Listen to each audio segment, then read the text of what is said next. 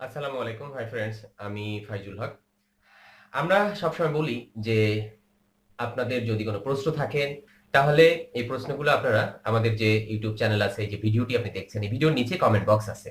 আপনি কমেন্ট করুন, যারা যা জানতে চান আমরা উত্তর দিয়ে দেব।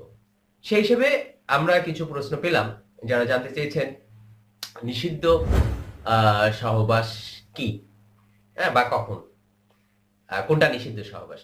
আমি প্রথম বুঝলাম হয়তোবা ইলিগাল রিলেশনশিপের কথা বলছে, পরে চিন্তা করলাম না, আসলে ওইটা না।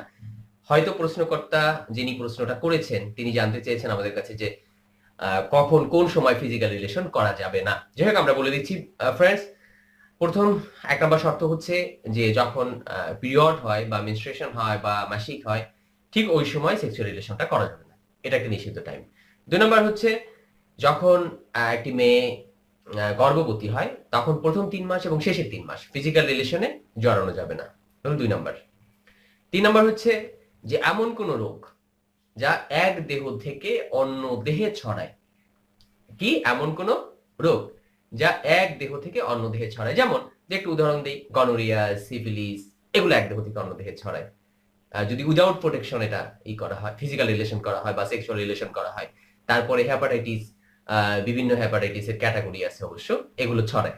তো যদি এরকম কোন রোগ হয় তখন এই ফিজিক্যাল রিলেশনে যাওয়াটা ঠিক হবে না, যদি এরকম কোনো অসুস্থতা হয় যে এক দেহ থেকে।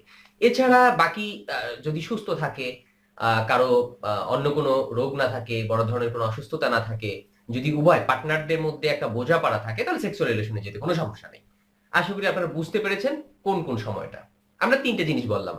এছাড়া আরো কিছু হয়তোবা চলে আসবে যেগুলো আপনারা আপনাদের কমন সেন্স থেকেই বুঝে নেবেন যে না, এখন এই অবস্থায় অসুস্থ অথবা এই অবস্থায় ডিপ্রেসড অথবা এই অবস্থায় আমরা পারছি না, সেটা ভিন্ন কথা। বাট বড় দাগের ৩ টে জিনিস আমি বললাম। ১ নাম্বার হচ্ছে যে আপনি মেনস্ট্রুয়েশনের সময় যাবেন না। ২ নাম্বার হচ্ছে যখন ওয়াইফ গর্ভবতী হবে তখন প্রথম ৩ মাস, শেষের ৩ মাস। আর ৩ নাম্বার হচ্ছে এমন রোগ যা এক দেহ থেকে অন্য দেহে ছড়ায় উইদাউট প্রোটেকশন, এই সময়টা যাবেন না। এছাড়া বাকি সুস্থ অবস্থায় পারবেন। অনেক ধন্যবাদ যারা আমাদের সাথে ছিলেন, সাথে থাকবেন। যারা এখনো সাবস্ক্রাইব করেননি সাবস্ক্রাইব করবেন, লাইক দিবেন, কমেন্ট করবেন, আপনার মতামত জানাবেন। আল্লাহ হাফেজ।